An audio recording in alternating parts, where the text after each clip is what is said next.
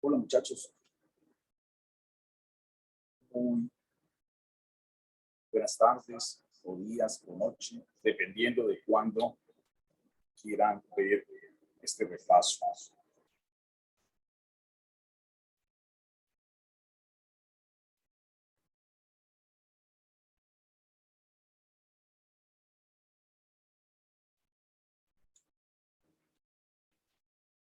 Como pueden ver, en esta clasecita asincrónica vamos a trabajar lo que tiene que ver con los elementos básicos del concepto de función. Si lo olvidaron, es bueno que tengan muy presente que las funciones o el concepto de función es sustantivo en educación y particularmente en conocimiento matemático, ¿sí?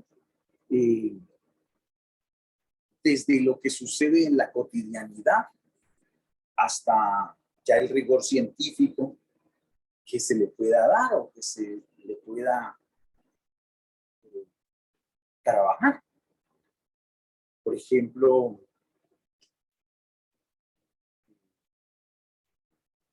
la cantidad de mercado que se lleva a la casa está en función del dinero, ¿cierto?, que tengamos. También puede estar en función del costo de los elementos que queramos llevar, ¿sí? Por ejemplo, si ibas a comprar papas de 1,000 pesos la libra, ibas por 3 libras, pero no, es que está a 1,500, ¿cierto?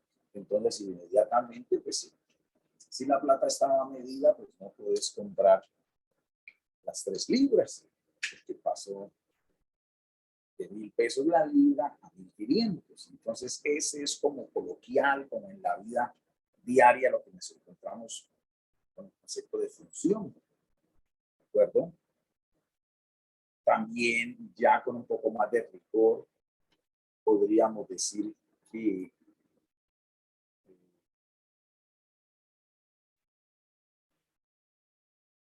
por ejemplo, la distancia recorrida por un móvil está en función del tiempo, ¿cierto?, o está en función de la velocidad, como veíamos en física en el colegio. Entonces, el concepto de función nos rodea desde todo punto de vista. Aunque no estudiemos matemáticas o una carrera que tenga que ver con ella, no podemos prescindir del concepto de función, porque como lo vimos, es pan humano, es en la vida diaria, ¿cierto?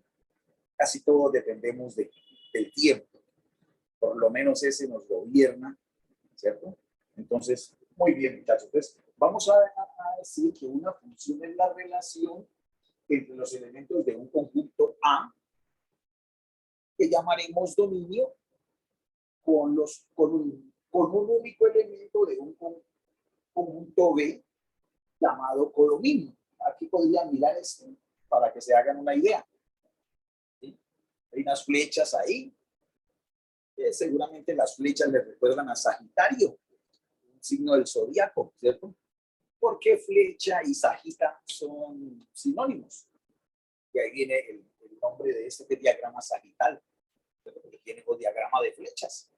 ¿Cierto? No que el diagrama de flechas sea como menos elocuente que diagrama sagital. Entonces, mire que el concepto de función invoca al de relación, ¿cierto? La relación es un concepto más amplio, más general, ¿cierto? Yo podría sacar flechas indiscriminadamente del 3, aquí hay una para el 4, pero le podría sacar una flecha del 3 para el 12. Entonces, en ese sentido, podría establecer relaciones simplemente los elementos del dominio, relacionarlos con los del codominio. Eso sería relación. Pero Dentro del conjunto de las relaciones hay un subconjunto especial, que es el de las funciones. O sea, que uno podría de alguna manera decir que una función es una relación condicionada. Y la condición la vimos aquí, al decir que cada elemento del dominio está relacionado con un único del codominio. Ahí está la relación. Entonces, por eso se define una función así. Función es una relación en que cada elemento del dominio está relacionado con uno y solo uno del codominio. Entonces, en verdad, ahí hay dos condiciones. El lenguaje estudiantil, uno lo que dice es que de este salgan flechas, el conjunto de partida, que de cada elemento de estos salgan flechas, todo elemento, ¿sí? Los elementos del dominio. Entonces, primera condición para que una relación sea función, que de todos estos elementos salgan flechas. Segunda, que salga una y solo una. Ah, ya. Esas serían las dos condiciones para que una relación sea función. Muy bien. La notación, mire que nosotros escribimos F dos puntos A, entonces B representa la función de A en B. Miremoslo aquí. Mire, de A a B están relacionados funcionalmente. ¿Alguna guía hay? ¿O algún patrón? ¿Sí o no? ¿Cuál es el elemento que relaciona? ¿Cuál, cierto? ¿Cuál es la guía? ¿Cuál es el patrón? Intentemos descubrirlo, aunque no es el caso, pero para irnos abriendo. O sea, 3 con 4, 7 con 12, 4 con 6, 5 con 8. Podríamos descubrir, si uno mira 3 y 4, podría decir que sea que a este elemento se le asocia la unidad, porque 3 más 1 es 4. Veamos si funciona con otro. Si a 7 le asocio la unidad, daría 8, no 12, entonces no es sumarle 1. ¿Qué tal si fuera hallar el doble? El doble de 3 es 6, no 4. El doble de 7 es 14, no 12. El doble de 2 es 4, no 2. El doble de 5 es 10, no 8. Pero al decir el doble, miren que pasó algo extraño que no podemos pasar desapercibido. Miremos a ver si lo pitamos nuevamente. El doble de 3 es 6, pero acá dice que 4. El doble de 4 es 8, pero aquí dice que 6. Si ponemos cuidado, es el doble, pero disminuido en 2. ¿Sí? Así como si tengo a x, entonces la función lo que hace es 2x menos 2. Miremos a ver si de verdad funciona. 3 por 2, 6 menos 2, 4. 4 por 2, 8 menos 2, 6. 7 por 2, 14 menos 2, 12. 2 por 2, 4 menos 2, 2. 5 por 2, 10 menos 2, 8. Entonces, esta sería. No se necesita, pero lo hicimos ahí como para ir calentando motores para lo que ha de venir. Entonces, a este se le llama el conjunto de partida o dominio, a este el conjunto de llegada o codominio. La partida y la llegada se puede asociar por la flecha, ¿no? El origen y el final de la flecha, a dónde llega. ¿Sí? Miren que en este caso hay unos elementos a los que no llega flecha, ¿cierto? Hay unos elementos a los que no llega flecha, pero eso no le quita el que sea una función. Pongan cuidado además que de un momento a otro estamos hablando de rango cuando de pronto empezamos a hablar de codominio. Eso lo hice a propósito para que diferencien entre rango y codominio. ¿Por qué? Porque el rango en este caso sería el conjunto al que llegan las flechas, el conjunto de llegada, 12, 2, 6, 4 y 8. 1 y 5 no tienen, no les llega flecha, no están relacionados.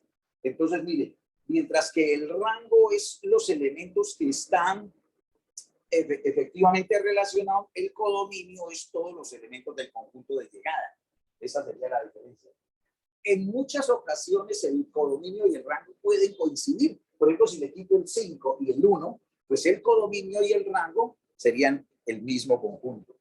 Bueno, y también podemos decir, muchachos, también podemos decir que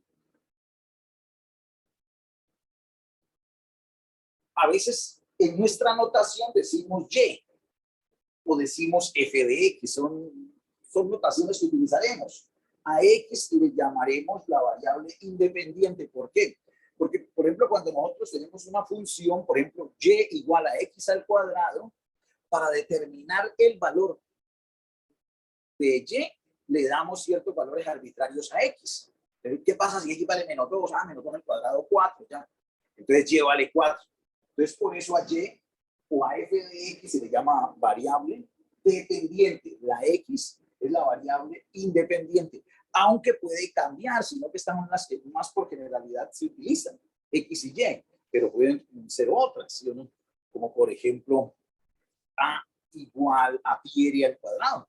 Área del círculo es igual a pi por el radio al cuadrado. Entonces, miren que el área del círculo sería la variable dependiente y R sería la variable independiente. Esa área depende de la longitud del radio. Entonces no hay que casarse con una sola letra. Hay muchachos que extrañamente cuando no es con X les cambian la variable y les cuesta trabajo. Por ejemplo, pueden derivar f de m y han dejado tan rígido el modelo mental que si les cambian la X ya les... No. Tenemos que liberarnos de la X de vez en cuando. Que quede eso claro, ¿no? X, estamos la variable independiente, la que está sin despejar, y Y la variable dependiente, la que se ha despejado. Eso me obliga a más adelante a hablar de funciones implícitas y explícitas, ¿sí? Muy bien. Entonces, aquí vamos a hablar ahora de la representación de una función. ¿De cuántas formas se podrían? O sea, hay varias. Una es esta con la que se inicia por didáctica, pues, la más sencillita, con teoría y con grafiquitos de conjunto, se llama el diagrama sagital. Entonces, profe, con un diagrama sagital, ¿yo cómo determino qué es función? Que del conjunto de partida, o sea, del dominio de todos los elementos, salga flecha o estén relacionados en lenguaje más técnico, con un único elemento del conjunto de llegada. ¿Sí? De esa manera, si por ejemplo tuviera esta flecha al 3, esa vaina no es función. Entonces, mire, que el rigor del concepto de función permite que sobren elementos del conjunto de llegada. ¿Cierto? Que eso, es decir, que no estén relacionados, pero no lo permite el conjunto de partida o del dominio. Eso es fundamental. Ya, o sea, con una función la puedo representar con un diagrama sagital. Listo, profe. Una función también la puedo representar como un conjunto de parejas ordenadas, ¿sí? Esta misma función, ya ve, entonces aquí nos la han tratado de explicar. 3 con 4, 4 con 6, 7 con 12, 2 con 2 y 5 con 8. Ahí está la función presentada como un conjunto de parejas ordenadas. De aquí de una vez, estén muy alertas. Si a mí me dicen que esta es una función, ¿cierto? Me remito al diagrama sagital que me dice que de esto salga una sola flecha. Tiene que salir flecha, pero una sola. Pero estos señores, que son el dominio, miren que también son el conjunto de las primeras componentes. ¿Por qué, profe? Hombre, pues 3 es la primera componente, es como el X de acá. 4 es donde llega, es el Y. Recuerden que todo es, cada pareja se llama una coordenada. La primera se llama axisa o X, la segunda se llama ordenada o Y, y las dos componen la coordenada. Entonces, en el plano, en este caso, ¿no? Porque si le meten Z o no sé, pues ahí la misma vaina, pero agregándole más variables. Esa es la clave, porque acuérdense, ¿cómo la reconozco que es función si me la dan así? Que salga flecha de todos los elementos del conjunto, una y solo una. Ya, profe. ¿Y cómo la reconozco así? Pues le miran las primeras componentes. Si son diferentes, es función. Pero si se llega a repetir una primera componente, pues usted lo que tendría que entender es, si acá hubiera 3,5 y acá 3,4, quiere decir que del 3 salió flecha para el 5 y para el 4, no es función.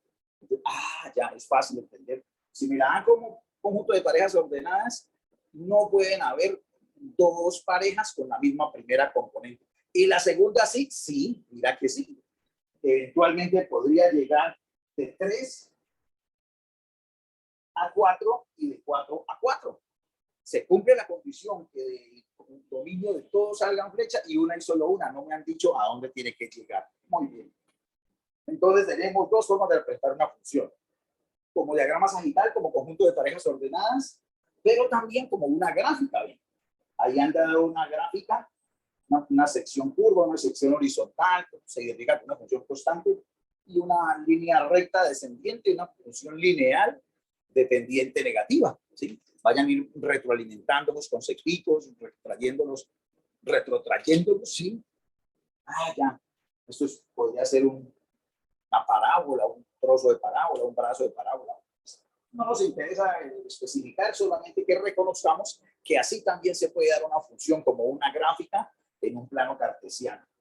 Hay otra forma de dar una función, que es como una tabla, ¿sí o no? A manera de una tabla de datos, de esta X y Y.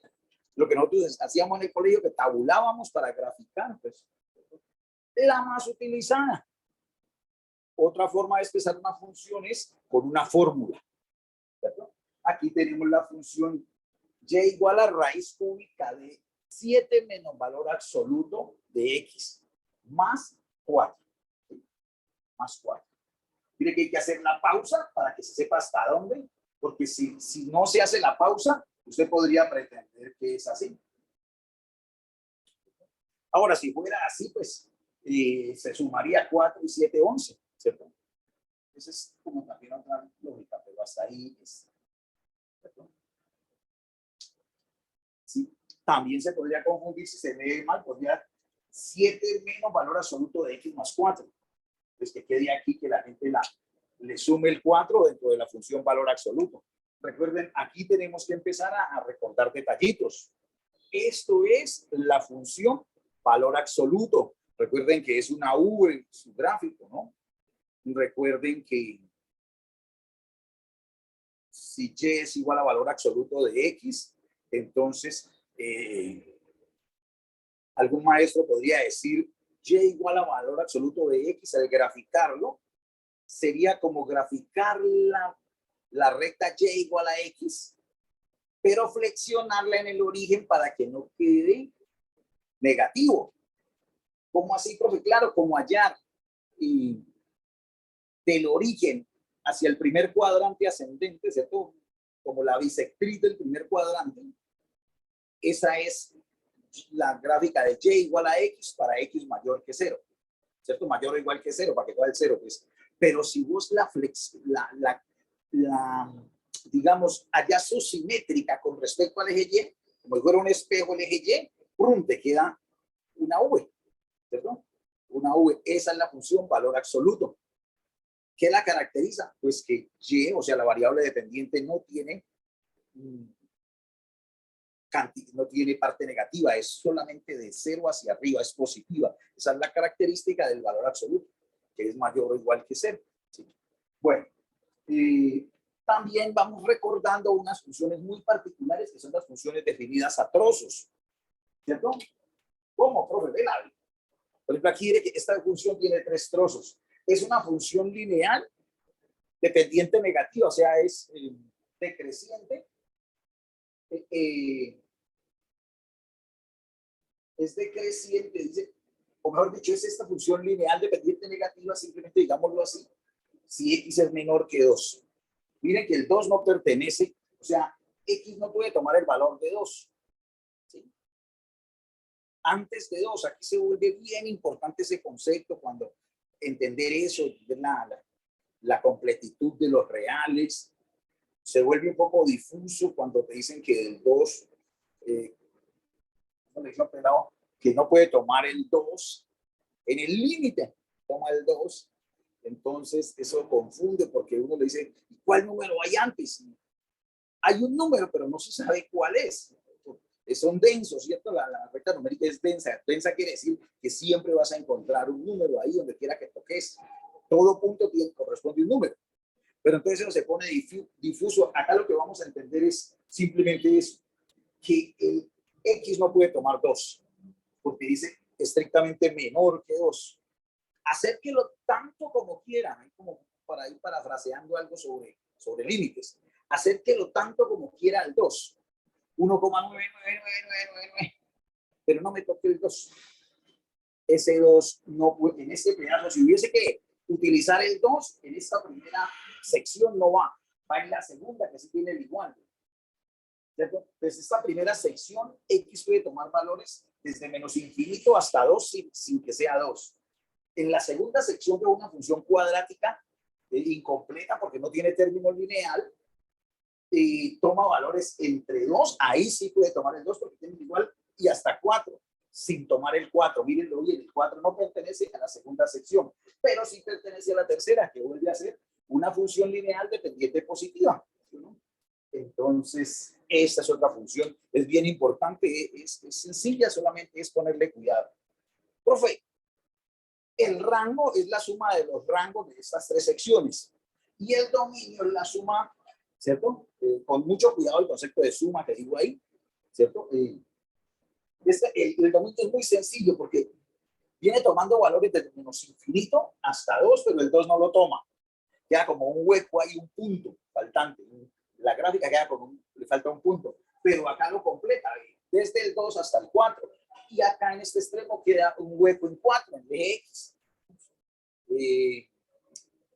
Según el valor de esto, ¿no? 4, 16, menos 7, 9. Entonces, en el punto 4, 9, la gráfica queda con un huequito, porque no hay punto para él. Pero mira que acá la completa. Entonces, lo que quiero decir el dominio es que viene de menos infinito hasta 2, pero dice que el 2 no lo puede tomar. Pero en la otra sección se lo permite y la tira hasta 4, aunque dice que el 4 no lo puede tomar porque es menor. Tanto como quiera, tirando a 4, pero menor. Pero en la tercera le pone el igual, dice, tome pues su 4, y como es mayor que 4, lo tira hasta el infinito. Entonces el dominio viene desde menos infinito, rellenando todo hasta más infinito. El dominio de esta función son los números reales. El rango implicaría analizar, ¿no? Cada curso despejar Y, igualar a Y, despejar X y mirar qué valores puede tomar y hacer esa amalgama de los 3 trozos. A veces se traslapan, ¿no? Se traslapan los. Míralo, por ejemplo, aquí. En este caso, el rango vendría de 2, en ese primer trozo, desde 0 hasta 4, ¿cierto? Y en el segundo trozo, el rango simplemente es 4. Se sostiene en 4, porque el rango, recuerda que tiene que ver con los valores de Y. Y acá vuelve, el rango vuelve a ser acá desde 0 hasta 4, aunque bajó de 4 a 0. Entonces se traslapó este primero con este segundo, pero no necesariamente puede ser así, pues ya en un pedazo, por ejemplo, este dice al infinito, este bajar un trozo y este bajar hasta el infinito, o ser constante, ¿sí? ¿Cómo así, profe? Esta podría seguir con una flecha que vaya hasta menos infinito, y acá una parábola que subiese hasta más infinito, entonces sería completo, ahí también sería el rango, los números reales.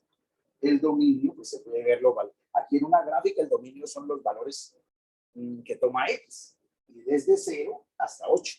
Listo, papá, el dominio. El rango, los valores que toma Y, desde 0 hasta 4. Muy bien, profe. Listo. Habíamos dicho que cuando la variable dependiente está despejada como en esta, ¿cierto? Nos dan la fórmula, hablamos de función explícita, está explícitamente, ¿de acuerdo? Está despejada, ¿cierto? Cuando la variable dependiente está despejada. Y aquí tenemos unos ejemplos. F de X igual a X al cuadrado más B de X más C. Está despejada. Esto es lo mismo que Y, ¿sí o no? Está despejada Y. Acá se la doy con Y. Recuerden que este es un polinomio de segundo grado, para que vayan recordando los tipos de funciones, la función lineal, la función valor absoluto, la función raíz cuadrada. Eso es fundamental saberlo, eso te podrá ayudar a analizar una función, cuando es creciente, cuando es decreciente, cuando es positiva, cuando es negativa, cuando es continua, cuando es discontinua. ¿sí? Cuando es función racional, irracional, cuando es una función logarítmica, exponencial, trigonométrica, o sea, lo básico. Yo miro esto de una función polinómica. De una función polinómica es bueno saber, hay conceptos básicos que hay que manejar, como cuáles, profe. Por ejemplo, que toda función polinómica tiene como dominio los números reales. Estamos trabajando en funciones de variable real. Recuerden que hay un campo más amplio, el de los complejos, pero acá no nos interesa eso, se lo dejamos a los ingenieros. Nosotros trabajamos en economía y en ciencias económico-administrativas en el primer cuadrante, o sea, con cantidades positivas, no necesariamente enteras, pueden ser fracciones, en lo que sea, pero positivas, ¿sí? Que se nos atraviesen a veces cantidades negativas, ¿sí? Por ejemplo, una utilidad de menos 1 millón, pues eso no es una utilidad, sino una pérdida, esa sería la interpretación del momento, ¿no? Bueno, entonces, toda función polinómica tiene como dominio los números reales y como rango también los números reales. Pues, chévere saberlo. Si vos ves esta función, por ejemplo, la función esta, una parábola general, dominio los reales, rango los reales. Esta función, ¿sabes que el cociente entre dos polinomios genera una función racional? Como razón, viene como de razón, algo sobre algo, una función racional. Entonces, la función racional, si les llegaran a preguntar por el dominio, tienen que estar preparados para determinar eso que enseñaban y ustedes repetían, y a veces uno lo repetía sin saber con claridad por qué. No se puede ir entre cero. Pues acá se va aclarando eso, ¿no? Si x valiese, por ejemplo, menos 2 en esta función, menos 2 más 2, 0, 0 en el denominador, y arriba quedaría menos 3 sobre 0. Entonces, en límites vas a pillar que eso puede ser más o menos infinito, pero hablar de infinito en nuestra realidad es muy jodido. Entonces, si está buena, por ejemplo, la función producción en una empresa, da lleno la función producción y X fuera, por ejemplo, el número de máquinas flejadoras que tuviéramos, ¿no? Entonces, pues menos 2 máquinas ahí pierde sentido. Menos 2 máquinas para que dé 0 ese denominador. Pero bueno, independientemente de todo, cuando usted vea una función racional, ¿cuáles es que son esas, profe? Hombre, que es una función sobre otra, pero son polinomios. Una función polinómica sobre otra polinómica, no importa de qué grado, de segundo grado, estamos de primer grado, un polinomio de primer grado, podría tener 2 de estas, o combinaciones, una de tercer grado sobre una de quinto grado. El hecho es que sean 2 polinomios. La condición para hallar el dominio de una función racional es que el denominador no sea 0. Esa es la condición, pues, fundamental. Puede que haya otras, ¿cierto? Pero en este caso el denominador no puede ser 0. Profe, ¿cómo así que otras? Porque podrían tener un dominio explícito, que es que le digan, mire, para x mayor o igual que 2. Entonces quiere decir que no puede tomar el 1, el 1,5, nada, ninguno de esos infinitos valores que hay entre 0 y 2 lo puede tomar, sino de 2 en adelante. A veces se hace así para obviar otras situaciones. Por ejemplo, si estás trabajando con un rectángulo, a veces le dicen, hay el dominio de definición de la función. Entonces, x en la fórmula puede tomar cualquier valor porque da un polinomio, pero en la vida práctica no, porque un rectángulo o un lote de que uno de sus lados valga 0, pues una línea. ¿Me entiendes?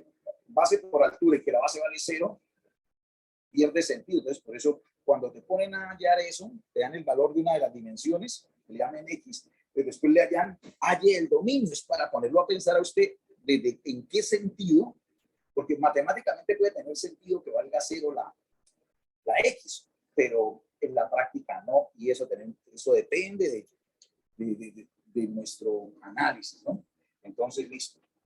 función polinómica de segundo grado, función racional. Si me llegaran a pedir el dominio de estas, son todos los valores exactos. En este caso, -2 es el único que haría 0 en denominador.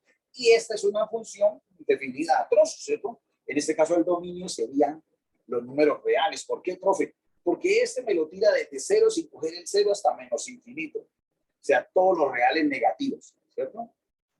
Y esto de acá me completa todos los reales. ¿Por qué? Porque esta me dio los reales negativos y esta me da los positivos y le agrega el 0. Pues continuo los, ¿cierto? Bueno.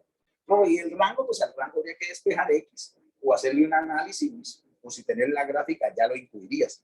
Teniendo una gráfica, pero es tan importante reconocer las gráficas, tener un bosquejo de las mismas, porque inmediatamente la analizamos en qué valores tiene sentido esa gráfica, sentido real. No olvidemos el concepto de dominio de una función. El dominio son los valores que puede tomar la variable independiente. En la práctica, los muchachos, ustedes dicen, los valores que toma X son el dominio. Cuando me digan, hay el dominio de X, ¿qué valores puede tomar? Y dice, ¿cómo así? Pues claro, acuérdate que hay condiciones implícitas ahí. X no vaya a ser -2, papito, porque está dividiendo entre 0. Entonces, una de las razones para no dividir entre 0 es porque se vuelve indefinida una función. Ah, ya, profe. Listo. ¿Y cuál es el rango? Recuerden lo que decíamos de distinguir entre rango y codominio. El rango son los valores que puede tomar la variable dependiente Y. ¿Cierto? Muy bien. Recuerden lo que para nuestro caso estamos trabajando en funciones de variable real. Pues, ¿cómo así? Pues claro, porque es que si no explicáramos esto, por ejemplo, cuando estamos trabajando logaritmos, se puede aplicar logaritmos solamente a números positivos, aplicarle la función logaritmo. Por ejemplo, logaritmo, si usted le haga logaritmo a -2 en la calculadora, le dice error, porque están programadas para números reales. Pero si estuviéramos trabajando en los números complejos, saldrían, se podrían utilizar. O sea, pero en nuestro caso solamente nos interesan los números reales, por eso que el dominio y el codominio son subconjuntos de los números reales. Para no complicarnos, dejamos claro desde ya que vamos a trabajar funciones de variable real. También aprovechemos para hablar de la función par y la función impar. Algunos seguramente lo vieron en el colegio, si no, pues acá se lo decimos. Vean.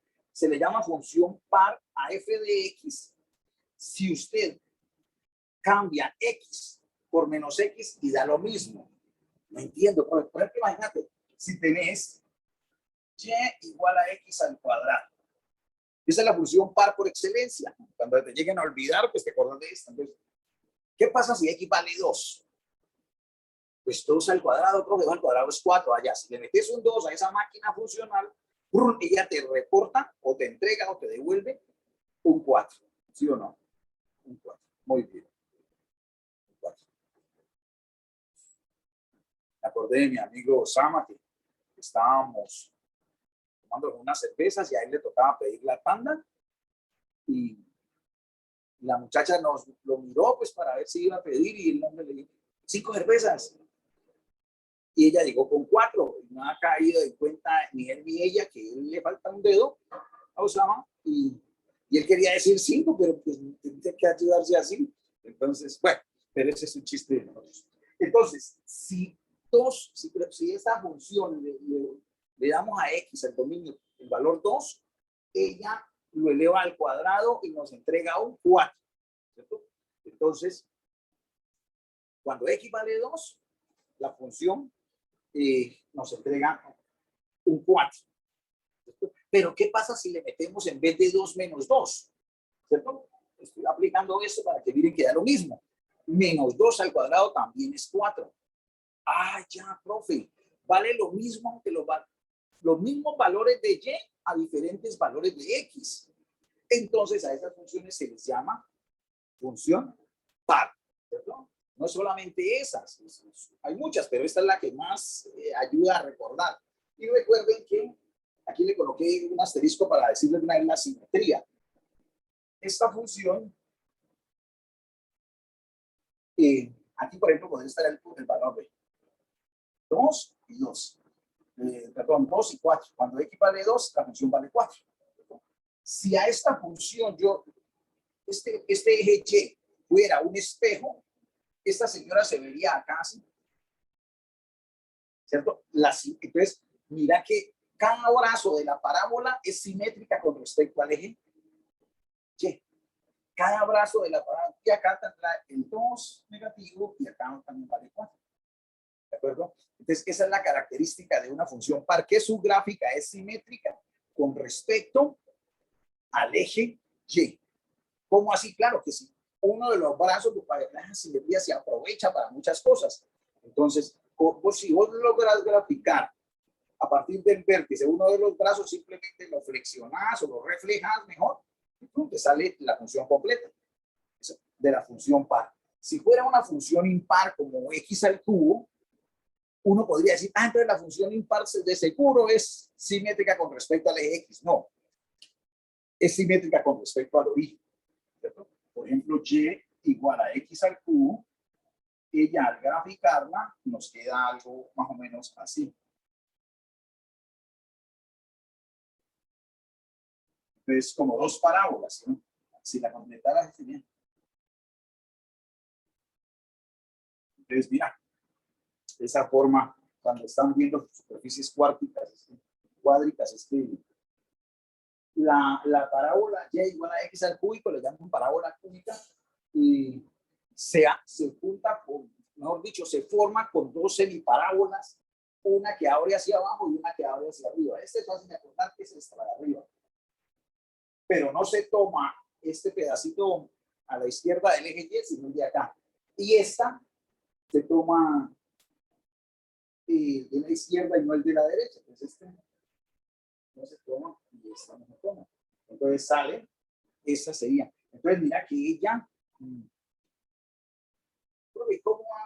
¿cómo hallo la gráfica con ese solo brazo?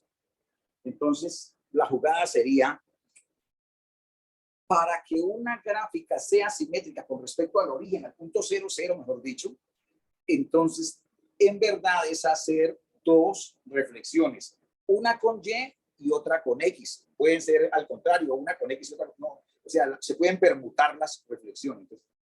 Entonces, reflejemos este bracito con respecto al eje Y. Entonces quedaría este. Ahí me quedo. Listo. Y ahora reflejalo con respecto al eje X. Aquí lo reflejé con este rojo, lo reflejé con respecto al eje Y y salió el bracito azul, la parábola, ¿cierto?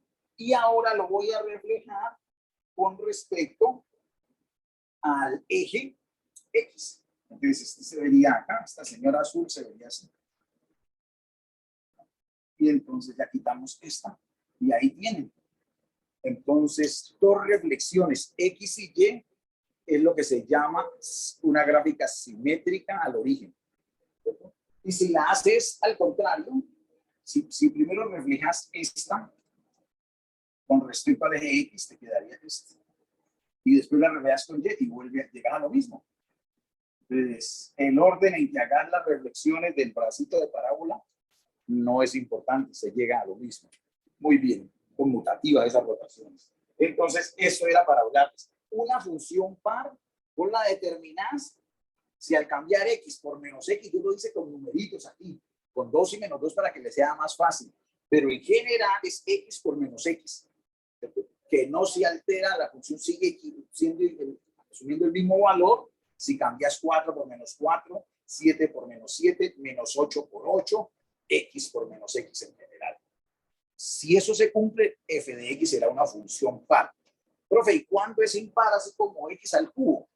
Pues una función es impar si f de menos X, ¿cierto?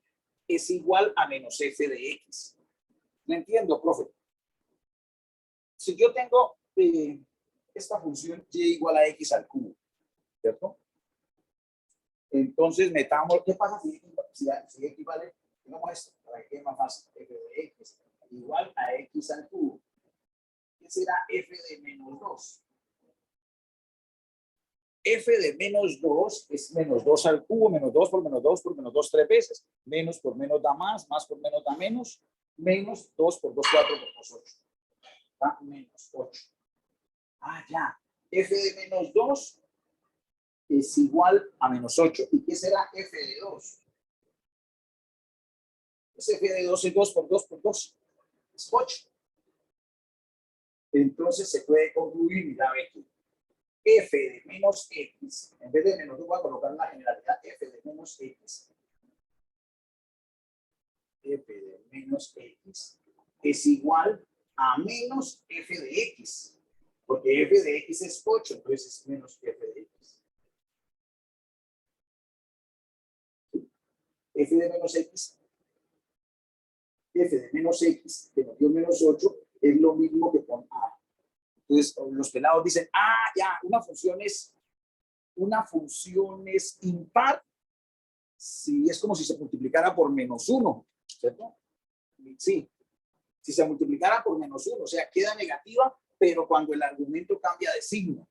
¿Por qué, profe? Porque no es solamente negativo, porque si este X es negativo, por ejemplo, menos 3, con este otro menos queda 3, ¿cierto? Entonces acá sería f de 3 es igual a menos f de menos 3, que es lo mismo, es bidireccional, de negativo a positivo. O sea, no podemos asumir que porque tiene un menos delante ya es negativo, porque depende del valor o del signo mejor de X.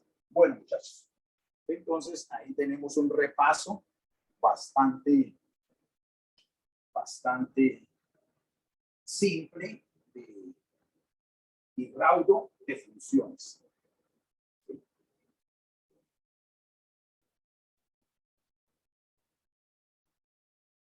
De la función f. Muy bien. Vamos a hacer algunos ejercicios tipo. Hagamos algunos ejercicios tipo de funciones.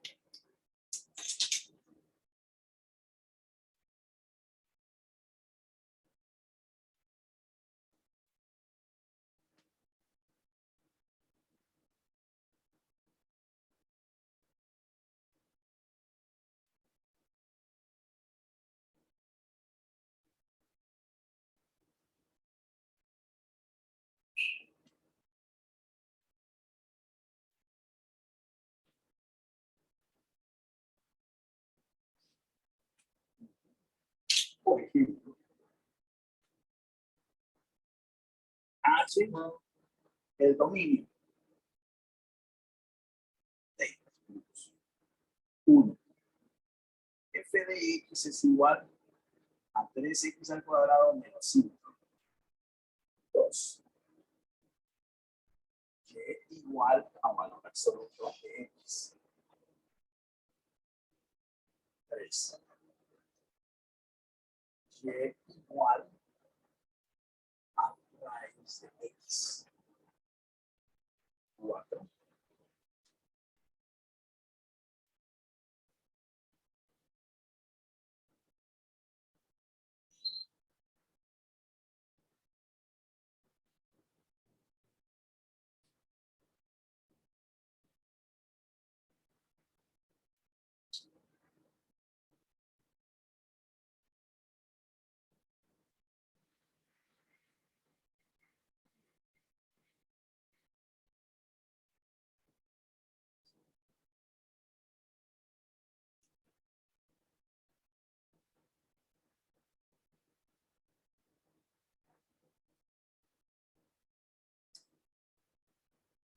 Entonces, vamos a arranquemos hallando el dominio de funciones bien sencillas como estas.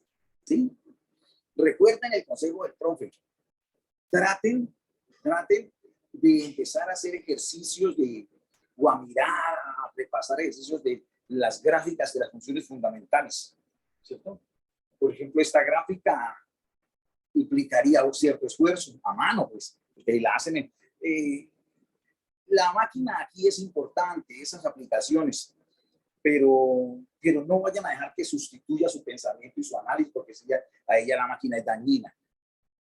Sería bueno incluso intentar, porque usted sería capaz de graficar eso, que si fueras la tarea suya, grafique eso, pero a mano, desde el método clásico.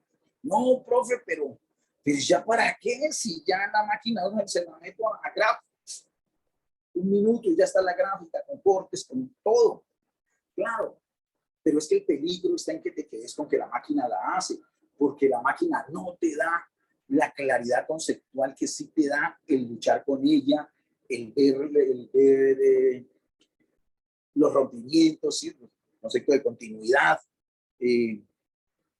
A veces los muchachos hacen unas groserías que una función que tiene una ruptura y se va al menos infinito, la parabean y las pegan, ¿cierto? Entonces, para darle una pretendida continuidad, no. Entonces, yo los invitaría a intentarlo hacer el bosquejo a mano y después sí, corrobore su gráfica con el minutico más, pero no al contrario, ¿cierto? No al contrario, porque se perdería la posibilidad de lo que les estoy diciendo, de pensar, de entender el porqué de las cosas, mirar. Ahora, después de que ya lo puedan hacer, ya es fácil ir a la aplicación y cambiarle cosas, ¿cierto? ¿Qué pasa si le arriba es un más? ¿Qué pasa si le quito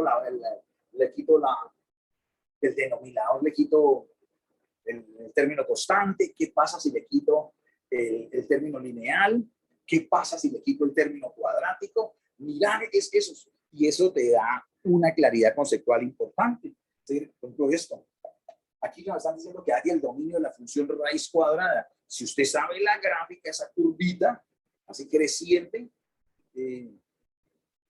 usted sabe, bueno, sabría que uno tiene valores negativos, porque también tenemos que tener unos elementos básicos a la hora de hallar el dominio de las funciones. Por ejemplo, el dominio de una función trigonométrica, el dominio de una función exponencial, el dominio de una función, las básicas, ¿no? De la función valor absoluto. Hay una función que la gente se le hace la loca, la función mayor entero, ¿cierto? Una función bastante discontinua, pero que es muy utilizada, entonces hay que dominarla, ¿no? Sobre todo en la carrera de ustedes, los economistas, los contadores, los administradores. Deben manejar esa función por aquello de los precios, ¿cierto? Esa función se utiliza para precios, para cobrar en ese transporte de materiales. Bueno, ¿dónde será que no aplica? Pues, ojo con eso. Saber la función, insisto, las funciones logarítmicas, las condiciones propias de la función logarítmica, las condiciones implícitas, ¿cierto? Que la base tiene que ser un número positivo, pero no el 1, que solamente se les puede aplicar función logaritmo a un número estrictamente positivo. Las funciones racionales, ¿cierto? Que no puede ser 0 el denominador, una función radical de un índice par. Esas funciones, la cantidad subradical debe ser positiva, ¿cierto? Siempre que el índice sea par, esas son las condiciones, y hay que repasar los conceptos de inecuaciones, ¿cierto? Para hallar dominio y las vamos a ir mirando. Entonces, muy rápidamente, usted tiene que identificar la función, porque si no, ¿cómo le halla el dominio? Entonces, el dominio de esta función f, el dominio, ahí se coloca dominio de f. Entonces, si usted la reconoce, usted dice, profe, esa es una ecuación cuadrática incompleta, de aquí para acá, porque en verdad es una función, es una función de segundo grado. Pero, ya, 3x al cuadrado menos 5, ¿y cuál es el dominio? Entonces, simplemente recordar lo que se dice, ¿no? Si se trata de un polinomio, el dominio son los números reales. Ya. Entonces, por definición, esto es un polinomio de segundo grado. Luego el dominio es inmediato, los números reales. Y le añade el rango. El rango de f, pues también son los reales. ¿Sale? Así de sencillo, pero tiene que identificarla. Si no sabe que es un polinomio, pues ahí muere. Esta es la función, tiene que reconocerla. Era les decía que la gráfica de la función valor absoluto, ¿cierto? Es como si esta sería la función y igual a x, ¿cierto? Pero si cogemos y le flexionamos la parte negativa o la reflejamos con respecto al eje x, quedaría estrictamente positiva, ¿ves? Es esta función. ¿Pero usted por qué la sabe? Porque yo me sé el gráfico, ¿no? Es fundamental, o si no por la definición, ¿cierto? Recuerden la definición de valor absoluto. Aquí es igual valor absoluto, es el mismo x, o sea, Las barras de valor absoluto desaparecen si x mayor o igual que 0. Y le ponen un menos delante. Pues si esto es negativo, con este menos delante queda positivo. Si x es menor que 0. Esta es la definición de valor absoluto. Entonces, por eso y, este sería y igual, pues y, que es valor absoluto de x, aunque x sea negativo o positivo, y siempre será positivo. Miren, están por encima del eje x. Y no toma valores negativos. Ah, ya. Ningún valor absoluto puede tomar valores negativos. Bueno, el valor absoluto como tal siempre será positivo, pero lo que hay que entender es que podríamos hacer una operación que haga que una función con valor absoluto tenga, por ejemplo, decir y igual a valor absoluto de x menos 3. Entonces, ese simplemente lo tira 3 lugares hacia abajo. X menos 3. Al bajarlo, pues claro, mira que tiene entre este y este, en este pedazo, valores negativos. ¿Sí o no? Esto es bien bonito porque yo vuelvo y le das valor absoluto aquí. Entonces vuelve y lo flexiona. Ya está. Bueno, pero esto es ya cuando vos le empezás a hacer las gráficas y te enamoras de ellas. Y las gráficas ya ahí sí, las aplicaciones, la tecnología es valiosa, pero cuando ya has hecho tu esfuerzo mental, dejar tu modelo mental. Pero que la aplicación haga todo por vos, no, porque no puedes hacer ciencia nunca. Bueno, muy bien. Entonces, volviendo a esta señora, ella es la función valor absoluto, la definición básica de valor absoluto.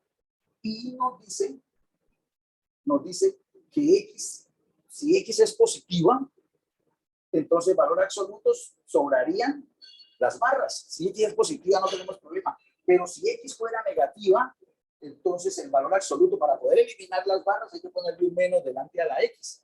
Claro, si era negativa, con este menos queda positiva, o sea, garantiza de que se genere un número positivo. Esa es la opción, o mejor dicho, lo que busca la función valor absoluto. Y mira que en la definición también nos dan el dominio. Los reales positivos, los reales negativos, incluido el 0. Entonces, el dominio serían los reales. Y el rango, los reales positivos, unidos con el 0. Positivos. Ahí tenemos esto. Esta señora, ya le hemos dicho, como es una raíz de índice par, lo que está dentro del radical, la cantidad subradical debe ser positiva. En su defecto, 0. En su caso extremo, pero no puede. Acuérdense, los que se saben el gráfico, que saben el gráfico de la función raíz cuadrada, saben que es aproximadamente así. Hay que tener cuidado que uno le da como por creer que ella se va a estabilizar y deja de subir, no. Esta vaina sigue subiendo infinitamente, ¿no? Sigue subiendo incesantemente, mejor que infinitamente. Y si crece incesantemente, al ser el crecimiento incesante no tiene límite, y no tiene límite se va para el infinito positivo, en este caso creciendo, para que pillemos ahora el rango también de una vez. Pues el que sabe la gráfica dice dominio de 0 hasta infinito y el rango de 0 hasta infinito. Entonces, en verdad, nosotros aquí lo que diríamos es que x sea mayor o igual que 0. Para que tenga sentido en los reales sacar raíz par. Y esto, mira, mayor o igual que 0 como intervalo sería, colocar aquí dominio, es igual desde 0 con corchete que entra hasta más infinito que nunca se llega. Ese sería el dominio de esa función. Desde 0 que entra, porque x puede ser 0, raíz de 0 es 0, es un número real, ya está infinito. Y el rango es de 0, o sea, el rango es y mayor o igual que 0, que es equivalente, ¿cierto? ¿A qué? Desde 0 hasta más infinito. Y ahí lo tenemos. Nos queda una funcióncita para hallarle el dominio, ¿cierto? Recuerden que la clave está en identificar la función, si no, no le puede hallar el dominio, ¿cierto? Polinómica, valor absoluto, una función irracional de índice par y una función racional. ¿Cómo es que se halla el dominio de esas, profe? Ya te lo dije, que el denominador no sea 0, es la condición implícita ahí. Ah, ya. Ya, esa no necesito la gráfica. Pues si se la supiera sería más fácil, pero hacer esa gráfica demandaría más tiempo. Estas que son fáciles, la gráfica nos da el dominio y el rango inmediato, a golpe de vista. Pero en estas, a tratar de hacer la gráfica involucra mucho más trabajo, que más vale aplicar el concepto que nos han dicho para una función racional, que el denominador sea diferente de cero. No confundir con este, mayor o igual que cero, que coge una franja, solamente los positivos en este caso. Acá es diferente de cero, puede ser negativo o puede ser positivo, pero lo único que no vale es que sea cero. Esta vaina, eso parece un trinomio fácil. Que ese producto sea diferente de cero, x más menos, dos números que sumados den 1 y multiplicados 2. 2 y 1, ¿no? Sí, profe.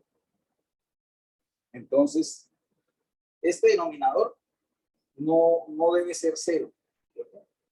No debe ser cero, entonces lo hacemos diferente de cero. Ya lo factorizamos diferente de cero. Y entonces, pues el producto de dos cosas, ¿cuándo es cero? Pues cuando una de ellas o ambas es cero. Entonces, como queremos es que no sean cero, entonces decimos que x más 2 sea diferente de cero. Y que x menos 1 sea diferente de cero. Y aquí me queda que x sea diferente de menos 2 y que x sea diferente, más allá, 1. Claro, cuando x vale menos 2 o cuando x vale 1, este denominador se anula. Sean como las raíces de una ecuación, de esa ecuación cuadrática, ¿no? Pues las raíces de esa ecuación, las soluciones o los ceros. Pues esos valores no los puede tomar porque se me indetermina la función. Ah, ya, entonces el dominio de esa función, que sería todos los números reales. Uy, profe, no sé que estos dos no, espérese. Menos esos dos. Menos 2, 1,1. El conjunto solución sería todos los reales menos este conjuntico conformado por los elementos menos 2 y 1. Ahí te quedó el dominio de esa funcióncita racional. Como ven, esto es bacano, es agradable, es sabrosón. Aquí va una de las primeras partes de estas clases que quería darles, complementarias para que se ayuden para su tema de la valoracióncita final. Nos vemos en el otro repaso.